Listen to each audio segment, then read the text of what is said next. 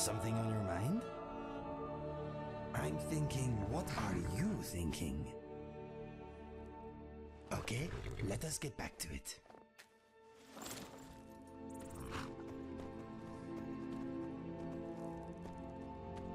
Want to have your clip featured in the Skyrim Clip of the Week? Simply record the clip on your Xbox and then send it to me via message. My gamertag is iRyanI, that's IRYENI, and then you can message it to me over Xbox and I'll be able to view it. I look forward to seeing the clips that you guys send me. Now moving on to the video.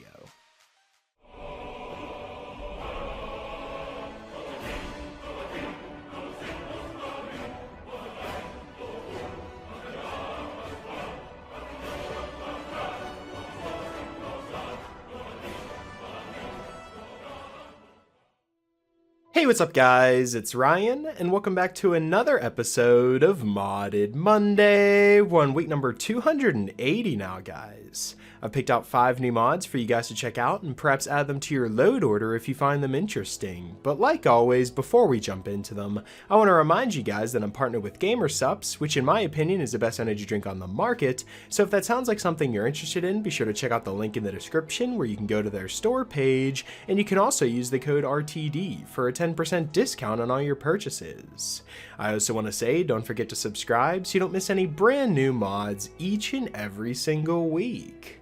Now that all that's out of the way, we can jump into this week's mods, and starting us off we have a very simple mod called the Pass the Time Alternative Waiting mod. Now the mod page reads, "Honey, you just gotta do something more productive to pass the time. Here, try this, the Pass the Time Alternative Waiting mod." Now about this mod is, well, you simply just wait around and while doing so, maybe hone some of your skills, do small favors, or even accomplish nothing at all. This mod adds a pass the time lesser power, which I'm showing you here, and this is to your character that provides an alternative waiting feature that allows you to be a little more productive than just standing around with the in-game's normal wait feature. Now waiting from 1 to 4 hours using this mod has a 2 out of 5 chance of being productive, and waiting 5 to 8 hours has a 2 out of 4 chance of being productive. And the mod author made this mod because they didn't like how unproductive normal waiting was, and they didn't want to have to choose from various mods that add activities that pass the time. And I really like how this mod pulls this off. Basically, like I said, you have a lesser power here that you can activate at any time, and you can wait from 1 to 8 hours, which, using the in-game normal wait feature, I never really wait more than, 5 to 8 hours at a time, so you really don't need to go all the way up to 24. So this is already a better wait feature, and you don't have to wait for the bar to slide all the way down. If you want to wait 3 hours, you just click 3 hours and boom, 3 hours passes. So there's no just constantly waiting for that wait bar to go down or anything like that. So it makes waiting faster, it makes it more efficient, and it also makes it so you can get items, hone your skills, get some skill increases, or maybe get some gold on the side or some steel or iron ingots like I got in this showcase here. This is just a nice little mod to add on top of your load order that just makes it so whenever you're waiting around in the game, you actually do more productive things and you get more stuff done. And that's definitely why the Pass the Time Alternative Waiting mod is featured here to number 5 spot this week, so I'd recommend downloading and adding it to your next playthrough of Skyrim. Coming in at the number 4 spot this week, we have a brand new beautiful player home that's extremely unique, and it's Caveney themed as well.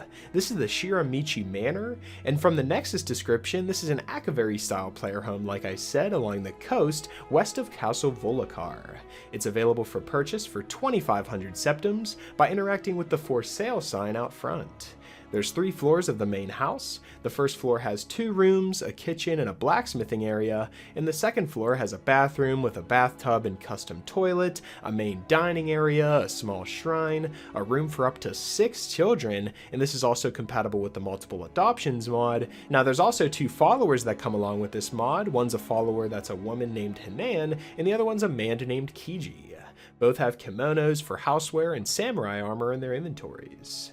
The third floor of this house is for the master suite. There's a bathroom, a shrine, a bedroom, a seating and office area, and a room for alchemy and enchanting.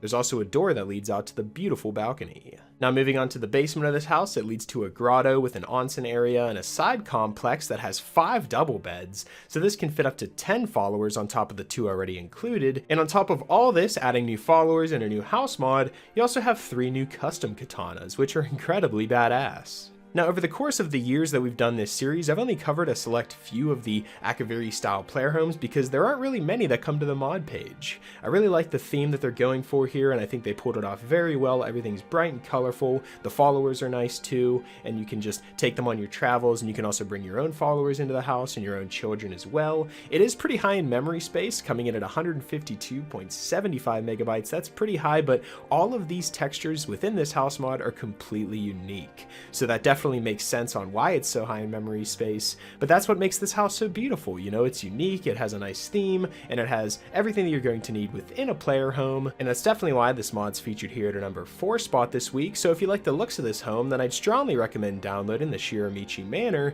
and becoming its proud new owner. Coming in at the number 3 spot this week, we have another UI mod. I know last week we covered a UI mod that was Scry UI, but a new UI mod has just come to the mod page here, and it is absolutely phenomenal, and it's made by a good friend of mine too, the Love King.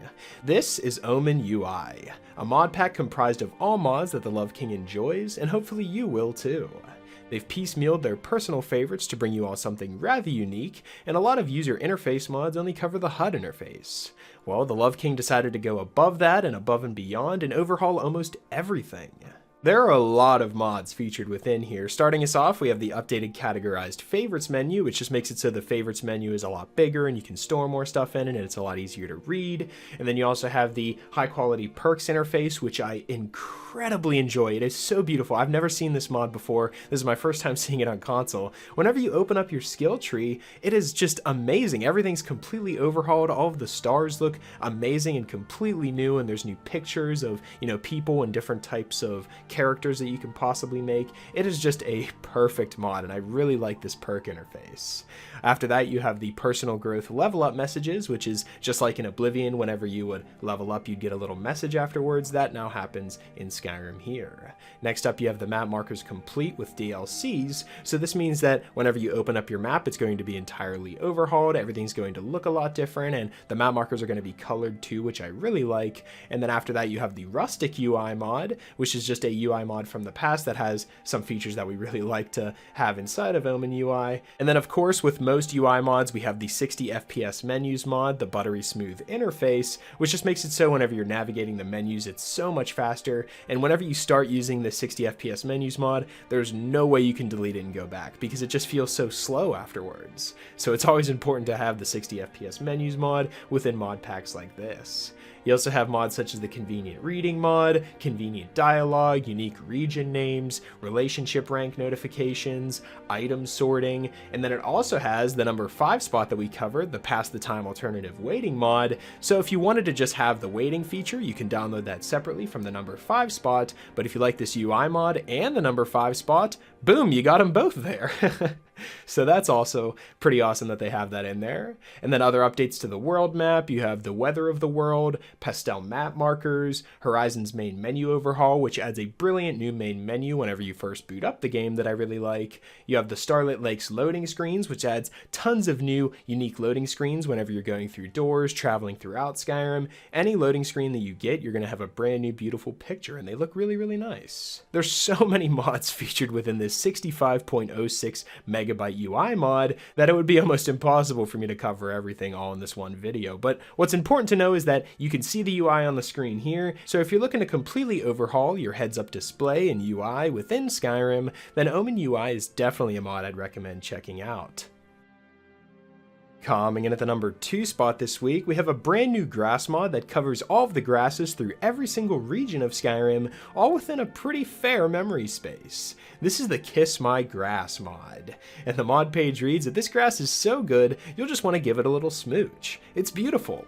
And then the mods included within this giant mod pack for grasses, you have the Juniper mod, Cathedral 3D Lavender, the 3D Tundra Cotton and Thistle, Cathedral Landscapes, and then you have the Disable Snowgrass, so whenever you travel into the snowy areas, there won't be tons of, vibrant green grasses. That's actually a problem with a lot of other grass mods out there, is they add like these vibrant green grasses, and then you go up into the mountains and there's that grass up there and it kind of takes you out of the immersion. But they actually did it right here. They disabled the snow grass, so that's very good there. You have the unique grasses and ground covers mod, hod minier flowers, which is also a really great flower mod, remove underwater grass and useless plants as well as small rocks. This just helps with performance as you're, wandering around. I had some great performance using this mod, so those three mods together must have really helped on frame rate issues. And then on top of that, you have the logical grass mod, and finally the sufficiently optimized snowberries. So they're optimizing snowberries out here, so these guys definitely know what they're doing and making the mod run properly and making it run as efficiently as possible, and also have the most frames whenever you're playing through the game, because I know a lot of grass mods out there that you download can really take a big dip on your frame rate, whether because they're too detailed, or maybe they cover too much, or there's just so much on your screen at one time. Who knows what it is, but this is definitely one of the better grass mods that had some of the best performance out of most of the grass mods that I've used, and also the grasses look beautiful, that's what we're after here. So if you like the way the grass looks, it's unique in every single region that you travel to within Skyrim, then I'd strongly recommend downloading this Kiss My Grass mod and exploring some of these brand new remastered areas for yourself. Coming in at the number 1 spot this week, we have a brand new, absolutely massive mod pack that covers all of the architectures all throughout Skyrim, and it does this within almost 1,000 megabytes. This is from the Rift to the Reach, the Skyrim architecture all-in-one. And the mod page reads that this is a full game architecture overhaul, replacing nearly all textures and a good deal of meshes as well. All cities, towns, and villages, farmhouses, dungeons, caves, mines, forts, and unique areas like High Hrothgar, Skyhaven, and Sovngarde are also included in this mod. Now this is the mod creator's personal choices for everything related to architecture. They're still testing things at the moment, and this mod is subject to change, and the mod creator goes on to say that this one took so long to get together precisely due to requesting permissions and waiting on replies, and they didn't want to substitute with other mods. The only mod they wanted to include but couldn't is the High Fantasy Whiterun mod. But it's not on Xbox and they haven't heard back from the author, so they're just moving on, but a real Whiterun is included in here instead, and it does very well in its place. So just by a sentence like that, I'm incredibly impressed that this mod creator was able to reach out to everyone for their favorite mods and jam them all into one giant mod pack coming in at almost 1,000 megabytes, and there was only one mod that he missed out on. That's incredibly impressive due to how freaking massive Skyrim is and all the mods that you can add architecture-wise. Only missing one mod, that's pretty good. But enough of my just rambling about this mod here. Let's actually jump into the mods that are included within this mod pack here. Well, like I said, first off, you have the Bowrail Whiterun, you have the classic Whiterun Walls mod, the Whiterun Streets mod, and then for Solitude, we have Ultimate Solitude and the Blue Palace Dome windows. Then you have an overhaul of Riften using WizKids Riften and Radaway, as well as the Riften Consistency of Windows in Riften mod. And then moving on to Markarth, of course, we have the Stony AF Markarth and Dwemer Ruins mod. On top of that, you have the Golden Dwemer Pipeworks, the Pipeworks Reworked mod. And then for Windhelm, you have Northfire's Windhelm and the Windhelm Fake Windows fix. And then other things, such as farmhouses, towns, and villages. You have the HD reworked farmhouses, photorealistic farmhouses, and then when it comes to the dungeons, caves, mines, and ruins, you have the underground mod, Rudy's HQ Nordic Ruins, the Spice of Life Orc Strongholds mod, and then finally we have Praedy's College of Winterhold, the KG Forts mod, the Halls of the Greybeards mod, and even the Falmer texture overhaul. Now what I just listed there was the larger scale mods included within this mod pack, but the list goes on for quite a while on this mod page here. And they're adding other things such as, road signs, different types of lantern textures around the area, and, just changing everything that you see all throughout Skyrim when it comes to architecture, and I love every second of this. So if you're looking to completely overhaul all of the architecture in your next playthrough of Skyrim, then I'd strongly recommend downloading From the Rift to the Reach, the Skyrim architecture all-in-one, and adding it to your next playthrough, because these textures are absolutely beautiful. And it feels like it completely remasters the game that we know and love from almost 11 years ago. Isn't that crazy? We're almost coming up on the 11-year anniversary of Skyrim. And mods just keep getting better and better. So I'd recommend downloading From the Rift to the Reach and completely transforming your next playthrough of Skyrim. So that's pretty much it for this week's episode of the top 5 Skyrim mods of the week. Hopefully you guys did enjoy, and if you did, I'd appreciate it if you left a like and subscribe if you're new. It really helps me out a lot. And if you have any suggestions for mods you'd like me to cover in future top 5 mod episodes, be sure to let me know in the comment section below, or you can join our Discord. I'll be sure to leave the Discord link in the description as well as the pinned comment so you can join us on there and leave mod suggestions there as well. Special shout out to my Patreon supporters. Thank you guys so much for everything that you guys have done for me. And yeah, that's pretty much it. Hopefully you guys did enjoy, and I'll talk to you guys later.